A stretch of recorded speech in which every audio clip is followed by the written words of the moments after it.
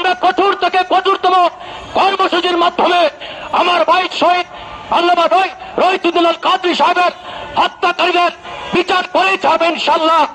আর আগ পর্যন্ত আমরা ঘরে ফিরে যাব না।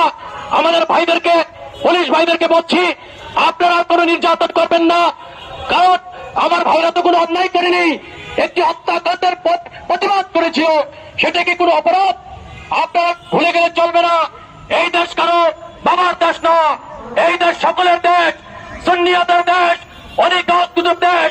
এই দেশে যদি আহলে সুন্নাত ওয়াল জামাত ঐক্যবদ্ধভাবে নেমে পড়ে, তিলে তিলে নেতৃত্ব দিয়ে যদি ঐক্যবদ্ধ নেমে পড়ে, আপনাদের কোনো ঠেকানো কোনো রাস্তা পাবেন না।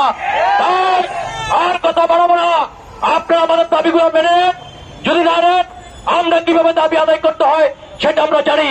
আপনারা জানেন যে ছোট ছোট আপনারা ভেবেছেন যে আমাদের লোক কম, আমরা রাজনীতি করি না। আমরা রাজনীতি করে আসছি ভাই, আমরা তিলে তিলে নেতৃত্ব দিয়ে আসছি, বাংলাদেশের রাজনীতির নেতৃত্ব দিয়ে আসছি।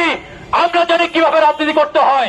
যদি সোজা করে কি না উঠে, পাকা করে হলো আমার ভাই শহীদ রহিতুদ্দিন ভাইয়ের আত্মাকে শান্তি করে ছাড়বো, হত্যাকারীদেরকে বিচার করার ব্যবস্থা করে ছাড়বে ইনশাআল্লাহ।